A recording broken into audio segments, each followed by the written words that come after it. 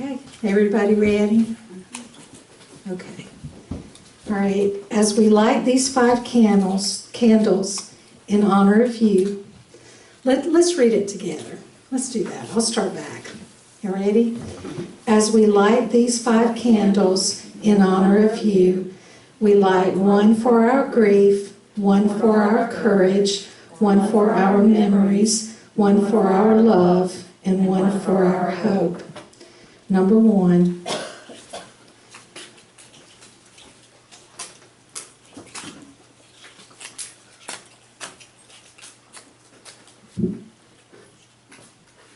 Okay, here we go. Number 1. This candle, I'm going to read with me. Okay? Okay. This candle represents our grief. The pain of losing you is intense. It reminds us of the depth of our love for you. Number 2. I couldn't.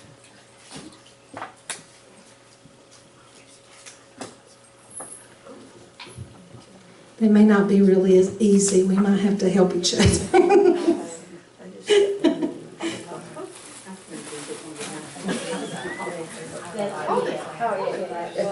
All right, number 2. You ready? Okay. Oh, wait one more second.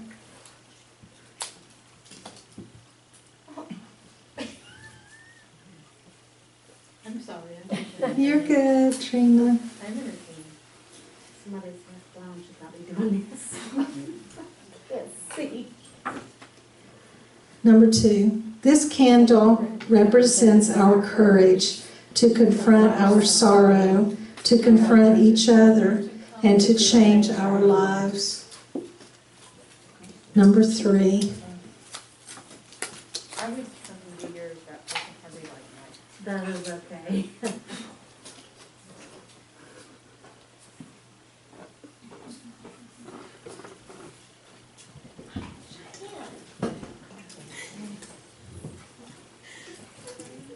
Water right there.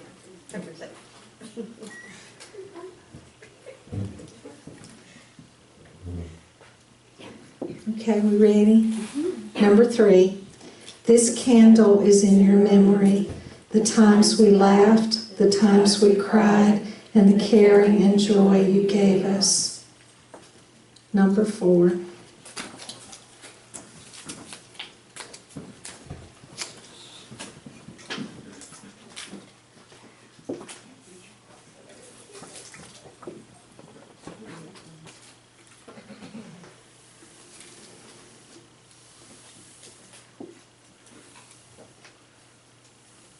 Okay, we're ready? Yeah. Number 4, this candle is the light of love. As we enter this holiday season, day by day we cherish the special place in our hearts that will always be reserved for you. We thank you for the gift your living brought to each of us. Number 5.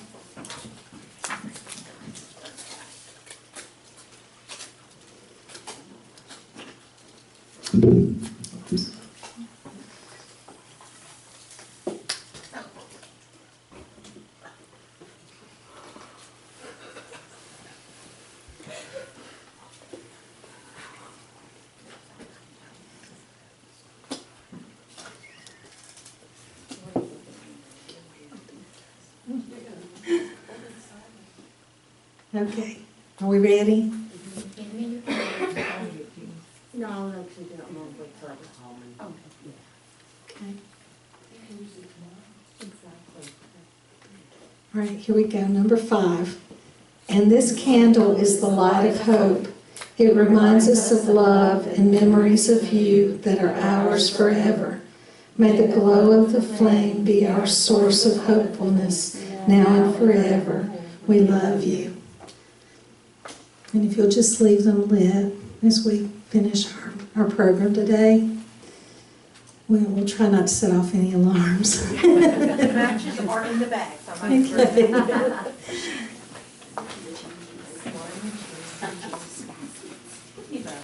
There at the table, each of you have a couple of other items. We had a lot of give outs today. The Jesus boxes, Jesus baskets, actually is the name of it, is a ministry, and Marie will have to help me. What is her name? I'm sorry. My mind went completely blank. There's a young lady here. Tammy Sorrells. I'm sorry. Tammy Tammy Sorrells, Sorrells.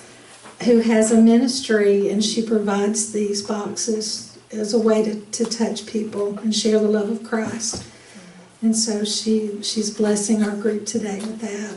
So just wanted to make sure you knew about that. The cookies were made by a great friend of mine. His name is Pete Stewart, and he's a professional baker. And he had a kidney transplant, so he's not been able to leave the house since March.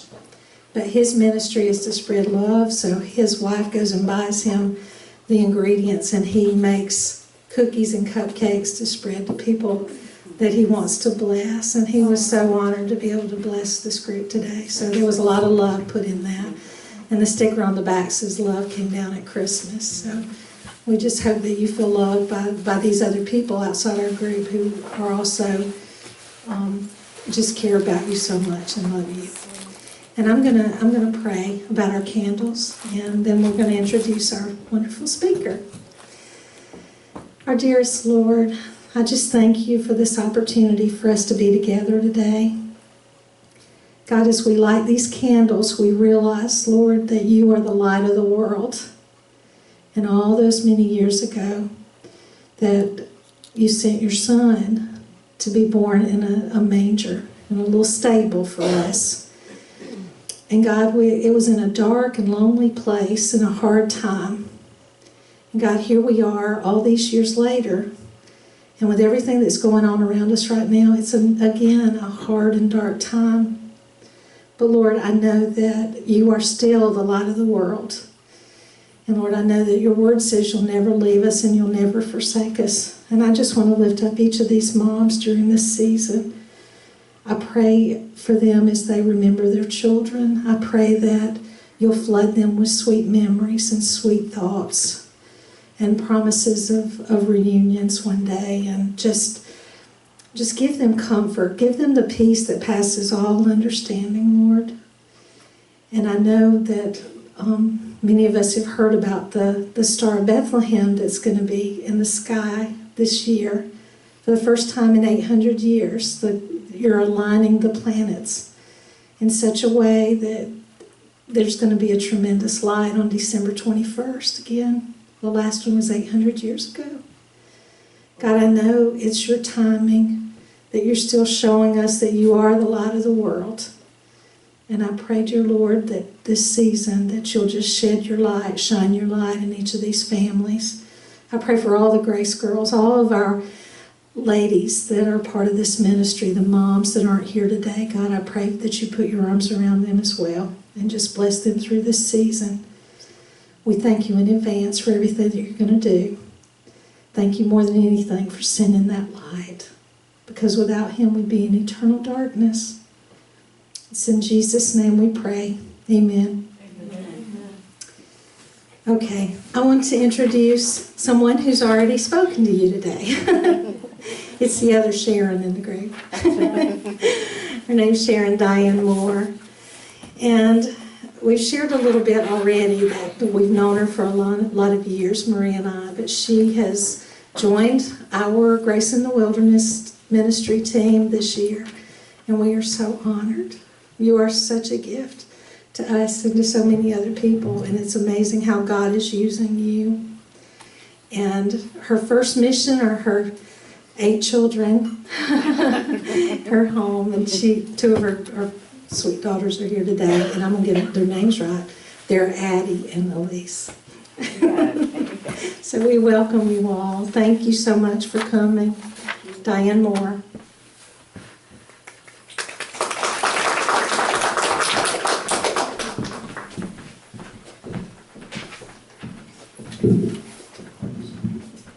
Don't get nervous. Since I brought my Bible, I'm only going to read one verse.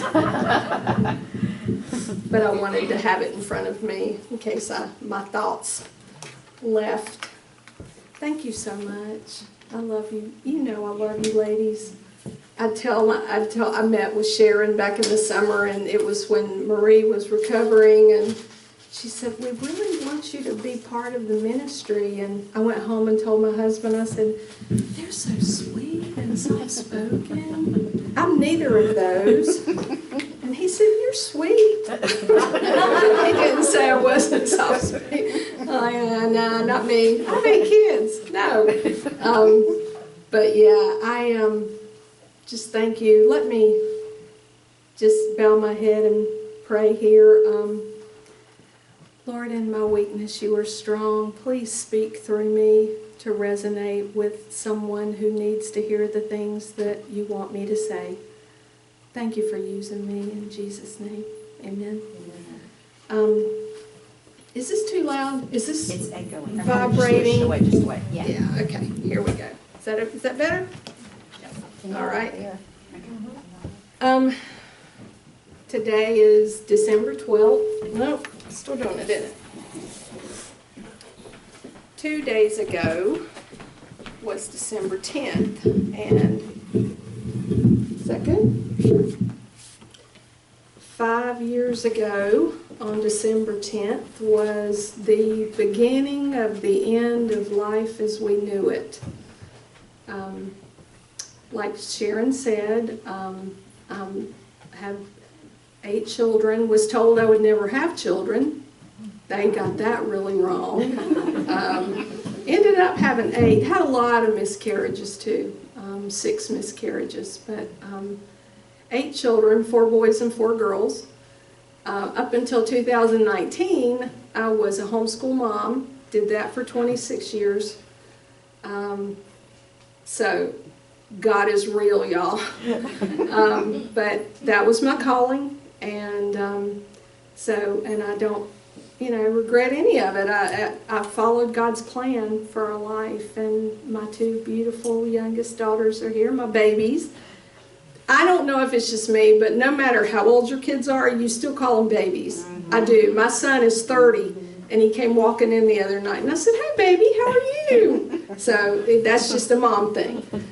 But Josiah was the 3rd of 8, my 3rd boy. I had boy, boy, boy, girl, boy, girl, girl, girl.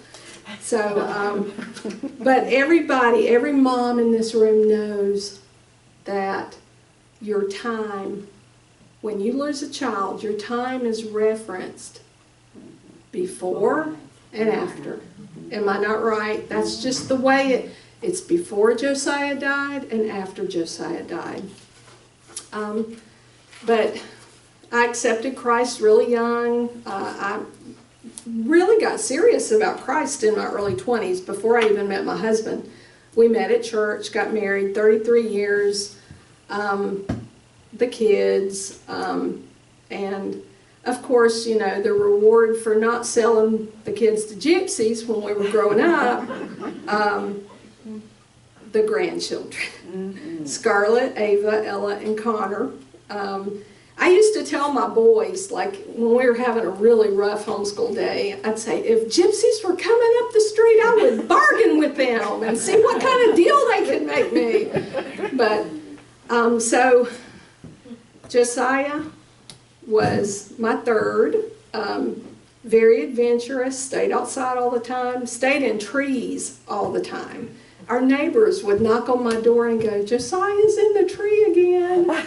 And he would be little, and he would climb to the top of our trees in our yard, but never had any broken bones. It's just been a joke. With all my kids, broken bones was our thing.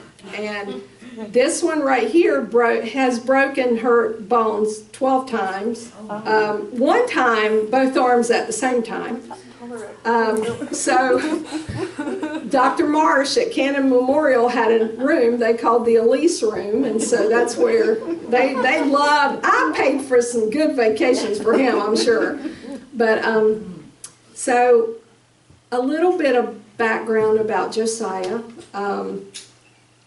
A lot of this is the first time I've really shared a lot of this. Josiah was in a real toxic relationship for about 3 years. thought he had met the woman of his dreams. And for a little while it was, but then things began to go south very quickly. He loved her with all his heart, and I'm not here to say anything bad or negative, but it was just not a good relationship. Like people, everybody saw it, we saw it. You've heard of the elephant in the room. This was like a herd going through, and we're like, Josiah, what are you, this is not right for you. And I love her, and I want to marry her and have kids, and Josiah, this is not God's plan for you, but I love her so much. And in his mind, that's what he wanted. He desired to get married, wanted to have a family. And so in 2015, late October of 2015, we were going on a family cruise. And he went and got a diamond. And he said, I'm going to propose on the cruise. What do you and Dad think about that? And I said, no. Oh, heavens, no. You don't do this. And he didn't. He took the diamond back. And we were so like, oh, he's finally seeing the light. So we went on the cruise. It was horrific.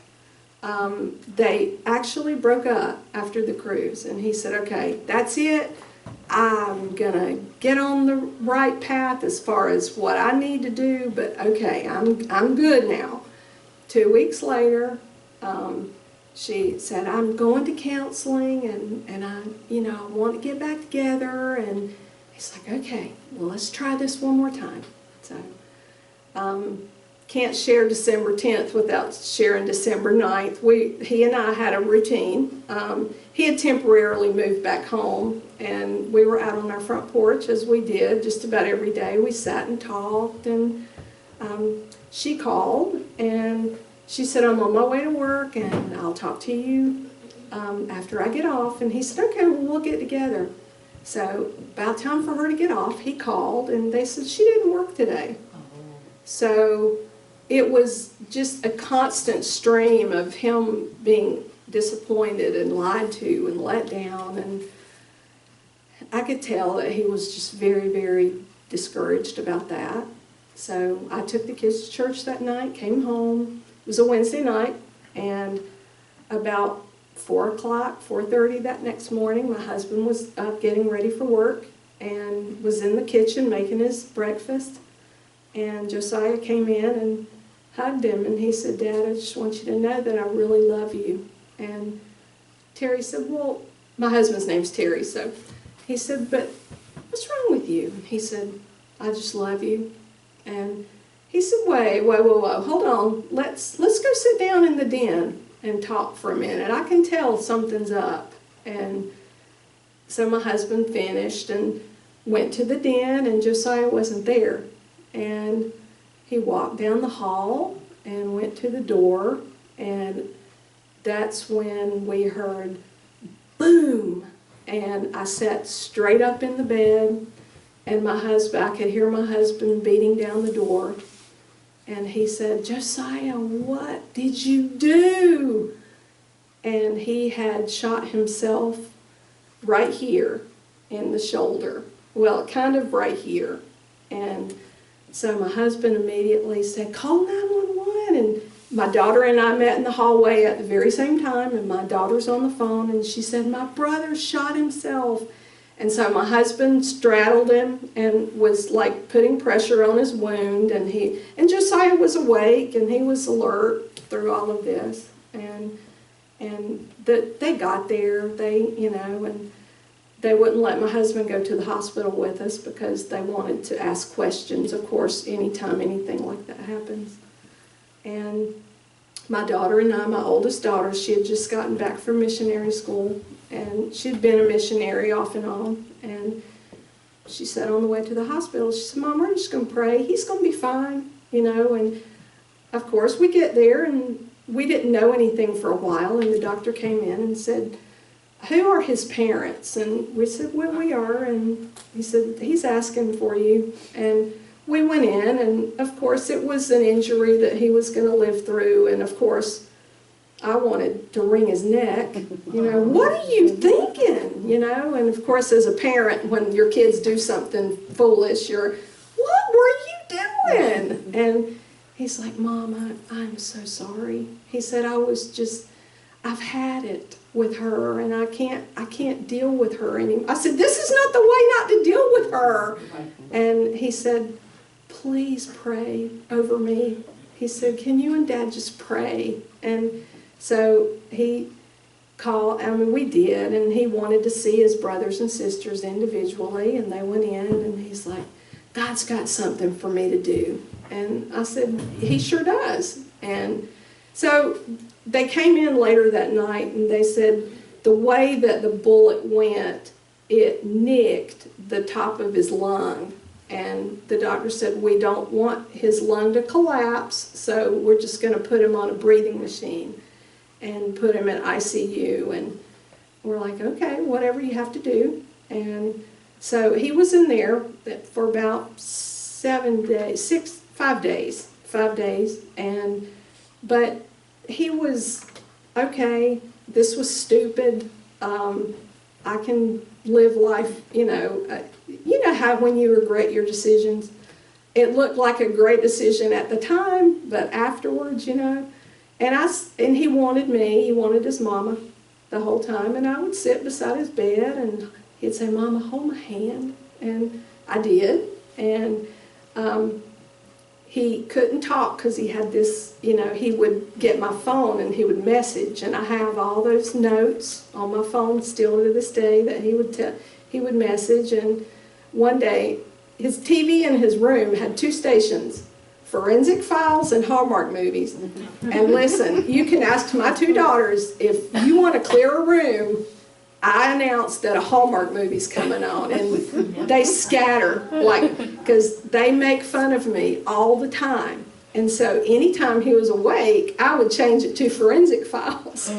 And he did like this one day, and I handed him my phone, and he was just typing, and I got it, and it said, Mom, I like Hallmark movies. I don't mind watching Hallmark movies. And I'm like, yes, okay. So, and then one day I had the remote, and I kept pushing the buttons, and the nurse kept coming to the door, and the TV wasn't changing. And I'm like, God, this thing's broken. And after about the 5th time the nurse came to the door, he wanted my phone, and he said, Mom, that's the button for the nurse. That's not the remote.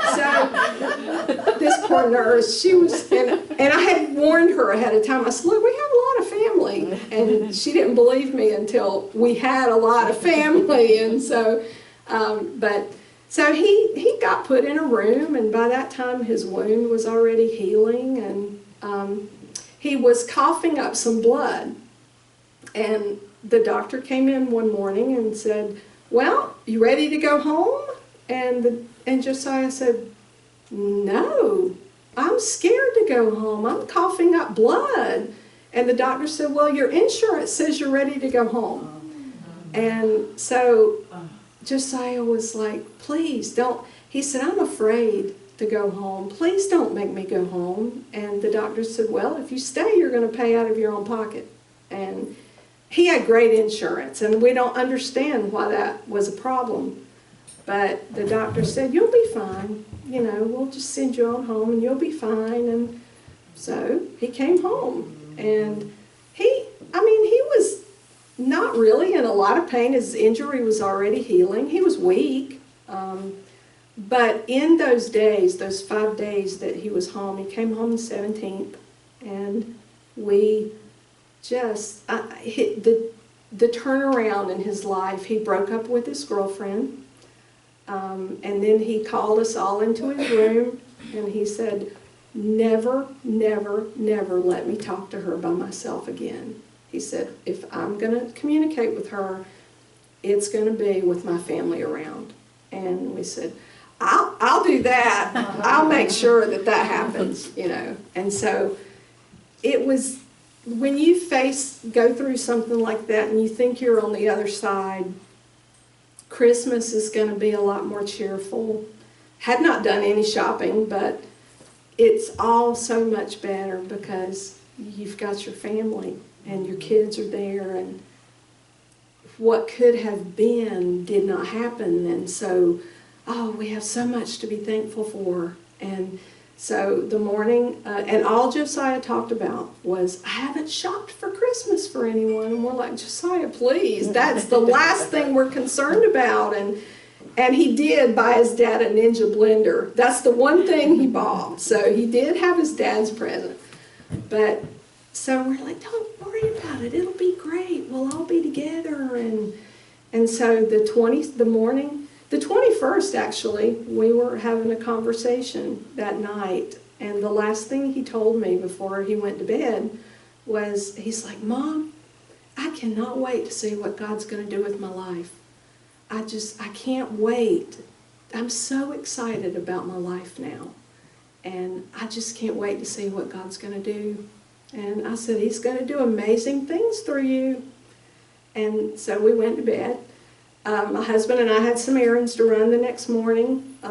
We had bought one of our sons a vacuum cleaner, and I had to go pick it up. And I stuck my head in his room, and I said, You okay? And he said, Yeah. And I said, Well, we're just going to run a few errands, and we'll be back. Do you need anything? And he said, I'd like some of those real fluffy pajama pants. And I said, Okay, I'll get you some while we're out. And I said, I love you. And he said, I love you. And so we out doing our errands. We're about 5 minutes from home, and they called us and said, something's not right with Josiah. He's not breathing right. And Elise was the one with him, and he had a hard time catching his breath. And when he came in there, and she's like, what is wrong with you? And he's like, I don't know, I just couldn't catch my breath.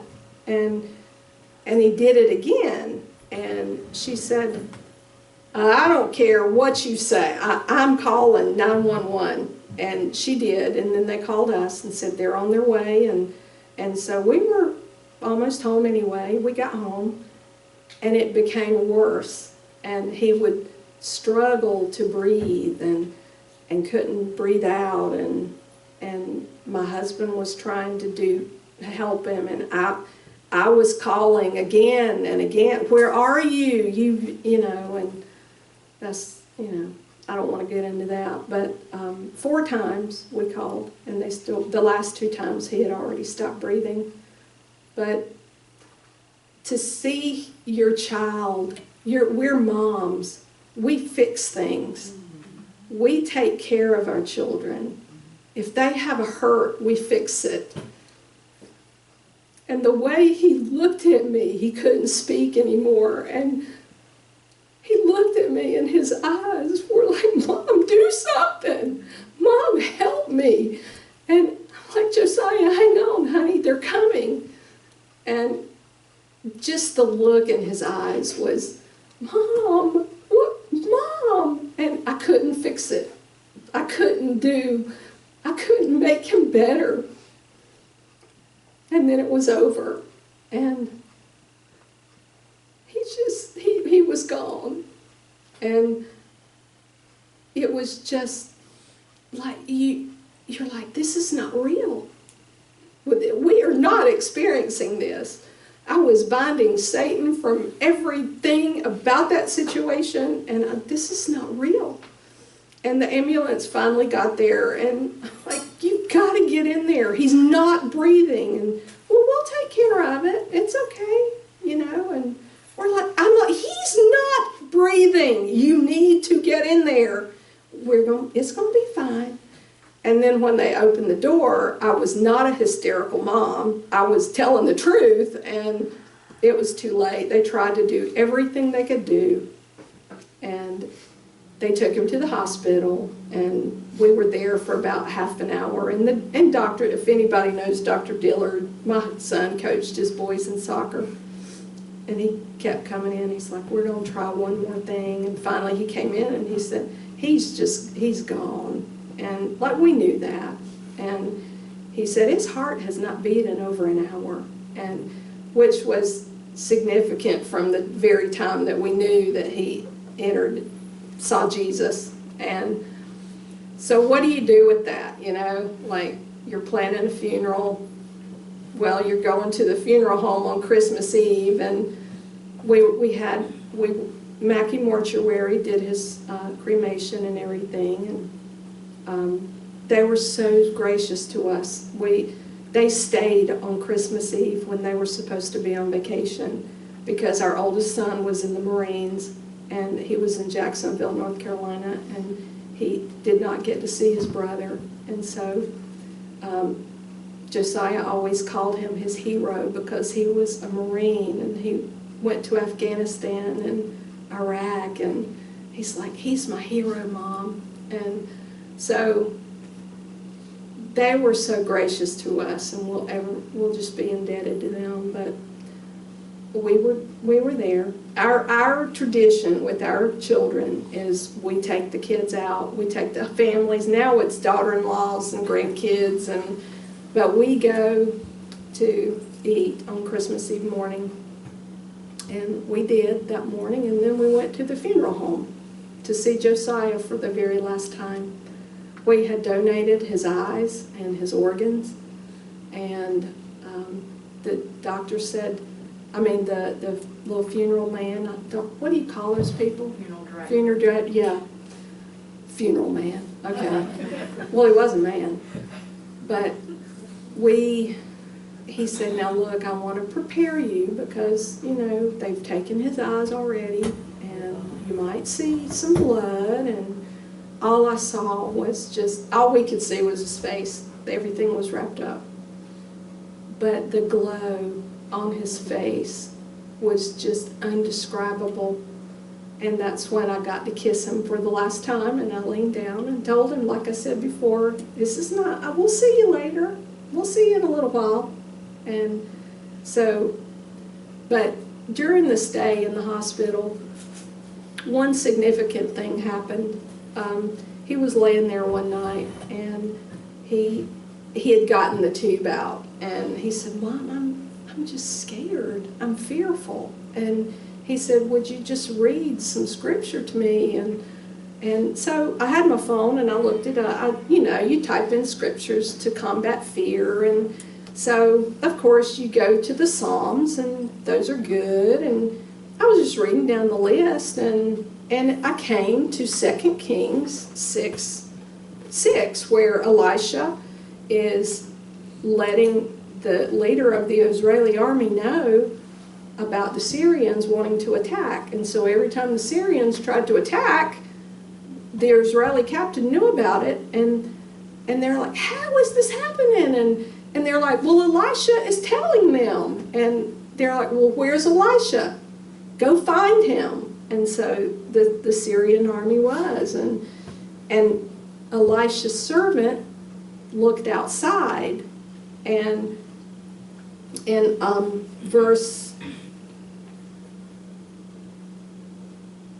this is the verse that popped up on my phone. And Elisha's servant looked out and saw the troops and horses and chariots. And he said, alas, my master, what do we do? He was afraid. And Elisha said, don't be afraid. Our army's bigger than theirs. Then Elisha prayed, Lord, open my servant's eyes and let him see. And I'm going to tell you, the minute I read that to Josiah, it was like God said, that's his verse. And I said, Josiah, this is your verse. Open your eyes so you can see. Because we had been trying all 3 years. Josiah, just open your eyes and see. And I called my husband. I said, stand on this with me. We've got to stand on this verse. This is his. This verse is his. And so I was so excited. I mean, it was the middle of the night, but I was like, this is it. This is his verse. He will see. His eyes will be open, and he will see. And long story short, he did see. He had broken up with his girlfriend.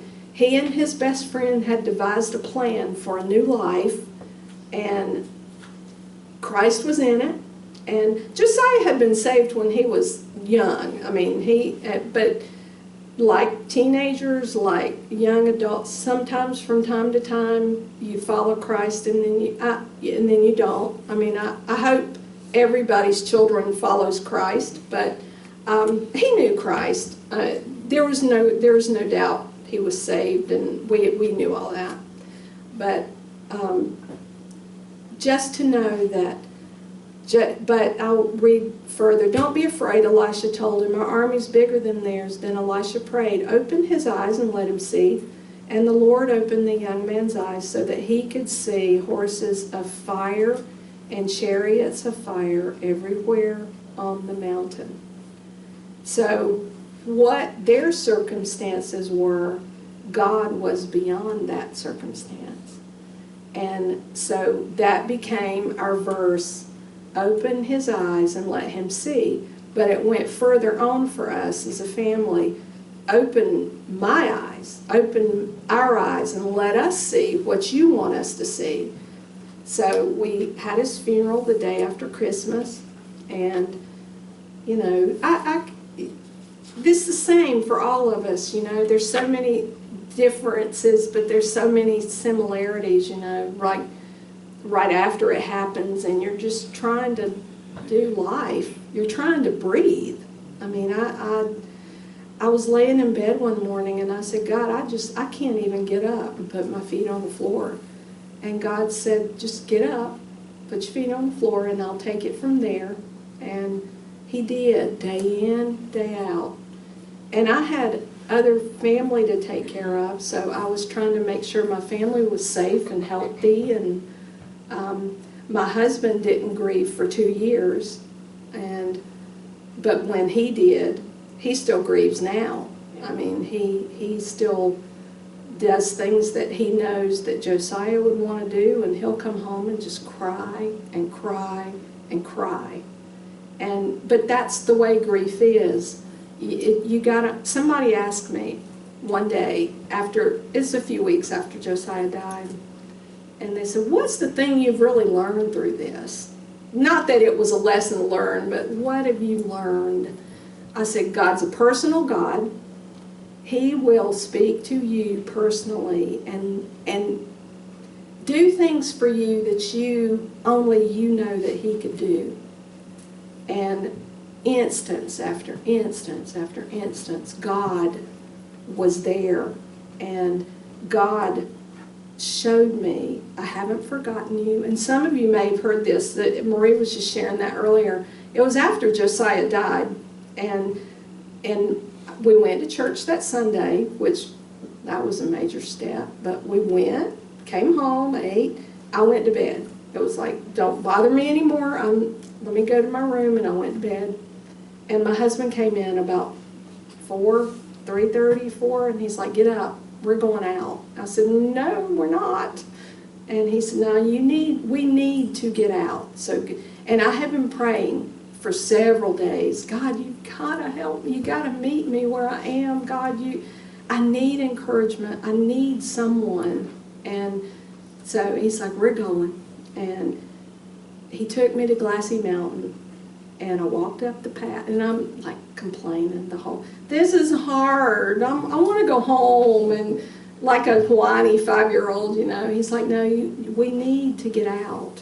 And we got to the top of the mountain, and we're just sitting there, and we hear someone coming up the mountain, and it's Marie and Joel. And I'd not seen her. I mean, and she sat right down beside me, and we talked about Josh and Josiah. And I thought, God, you met me on a mountain. I mean, you sent Marie to a mountain. And those little things. And I may not have noticed had I not prayed, God, open my eyes and let me see. Because you know, when you're in such grief, you're blind. You don't see anything. And I would make that my daily prayer, like, God, open my eyes today so I can see and so that I can just live. I mean, I didn't want to live. And My grandchildren were a big factor in bringing the joy back to our home, and we've started some new traditions. We still go out for breakfast on Christmas Eve, but we also take our family away now every Christmas. We don't stay home. But personal, ask God every day, get up and say, open my eyes to see what you want me to see. And I guarantee you, He is a personal God.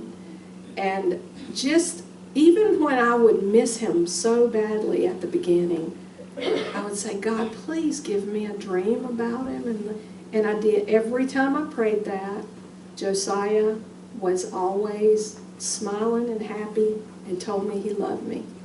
And the last time that I actually dreamt about him was a good while later. And I just, I was missing him, and my dream was such that our whole family had gone to a cabin, much like we do at Christmas. And Josiah was there. And he wasn't his talkative self. He wasn't his smiling self. If you knew Josiah, he loved his family. Loved his baby sisters. Loved being with his family. Loved sitting at the table around with a lot of food. I mean, that was his thing, is sitting around and eating with everybody. And in my dream, I said, Josiah, you're not yourself. You're not your cheerful self. And he said, Mom, I love you so much, but I really love where I am, and I want to go back. And that's when God made me realize that the tears are for us. They're not for them. They're not. Josiah's fine, and so I asked the Lord, how do I wrap my head around everything that's happened? How do I take what's happened and have peace about it? And number one, God said, you were the last faces that he saw before he died, and he knew he was loved. Number two, when he died and met Jesus face to face, you were right there with him. You were touching him. And that is such a comfort to me, to know that I was that close to Jesus, and Josiah saw him, and just to know that as parents, in the Bible it says if your kid asks for a fish, you're not going to give him a snake, and if he asks for bread, you're not going to give him a stone. We want the best for our kids. It's not the scenario that we would have ever wanted to do or planned for, but they have the best. He has the best. He will never be disappointed again. They'll never hurt. They'll never cry. My mom is with him, and when we did joke about it later, was like, Josiah died and went to heaven and said, I got to babysit again, because I had lost children, and his brothers and sisters were up there, and I said, I bet he's going, God, I got to take care of kids again, because he was one of the older ones, and so he got stuck with babysitting a lot. But it just, and then when he was really, really afraid in the hospital, he typed out one day, he said, look, if his fear with the machine, with the breathing tube, was that he wouldn't be able to breathe. That was his big, big fear of, I gotta breathe and I feel like I can't breathe. And so that was his big thing. And he was having a rough day, and he typed it out on my notes, and he said, if something happens to me, don't look at it like you've lost a son, but you've gained an angel. And I'm like, don't type things like that. You're gonna be fine. And by the time he even came home, his wound was even healed. And so I said, you're gonna be fine. It's good. And now some things have happened, and our daughter had an accident the next April after he died in December, and a girl hit her and the truck was flipped upside down, and our daughter was in the truck. And she's like, Mom, I was not alone in that truck. And I said, yeah, Josiah said he'd watch over us, but I bet he didn't count on us keeping him so busy. And so we can laugh about little things like that, but it doesn't take away the fact that we miss him every single day. He loved his family, and we loved him, so nothing was left unsaid between any of us. He knew where we stood, and we knew where he stood. He adored his sisters. He and Elise actually had made a plan a couple nights before he died. She's always played softball, and being homeschooled, she never tried out for the high school team. And he said, and we kept telling her, you've got to just try out. And so they made a plan, and he said, listen, you promise me you try out, I'll be at every single game. And she said, okay, that's a deal. And then he died, but she held up her end of the bargain, and she tried out and she made varsity the first time, and she played for the high school. And the first game, I looked out there and saw her on the field in her uniform, and she said, Josiah, you told me you would be at every game, but I never knew it would be like this. But she had a routine. And every time she came up to bat, she would take her bat and write a J. She would look up because she knew she was being watched. So softball really saved her life in some ways. But that's our story with Josiah, and it's, we all, at the end of the day, no matter how our kids are not with us, no matter how long they lived or didn't live, at the end of the day, they're still gone. They're not here with us. And so some have lost kids in different ways, but we're all the same because we don't have them in our presence. And I just want you ladies to know that I pray for you all the time. This is hard. I've just met some moms in the last week that they're new to all this. They don't know how to take another step. But God will never, never leave you or forsake you. He won't forget about you. He will help you to breathe. He will help your family heal. It's been 5 years, and we still have bad days. We still have days that we can't hardly walk. And case in point, my 2 youngest daughters have had that's why I couldn't grieve, because I had to help them. They were so close to their brother, and I have spent a big majority of the last 5 years in trying to keep them alive because they miss him so badly.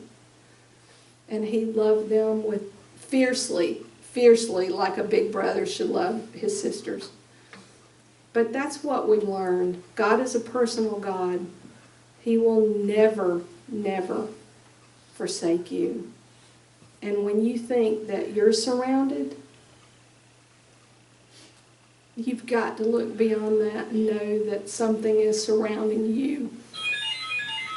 And I have a song that I'm just going to let them play. The Lord just spoke this to me this morning. I was listening to my playlist on the way here, and I thought, why didn't I think of that? Well, because I'm not God, and, I've been busy making ornaments. So, sometimes I don't get that. God has to really, catch my attention, but I want her to play this and just please ask God to open your eyes to see what you need to see, and to know, not that, but to know that whatever's surrounding you, you're surrounded by God. He's surrounding your circumstances. And I pray blessings on you this Christmas. This is such a difficult time of year to have our kids gone. And the first year we were without Josiah, we took the kids out for breakfast, and I prayed. I said, God, we need something. And let me tell you, we went to Denny's in Hendersonville, and God put a comedian at our table. This man he could go to Vegas. I'm telling you, he was so funny. And our kids were laughing, and I thought, God, you answered that prayer today because we needed this. That man had no idea what he did, but he was a stand-up comedian, and everyone was rolling, just laughing at this man. God put him there because we needed that. But if you can play the song now, I know you've probably heard this, but it's just one of my favorite Josiah songs.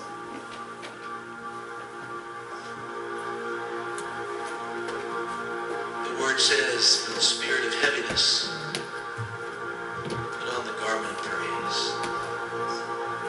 God will fight your battles. That's how we fight our battles. Great song. This is how I fight my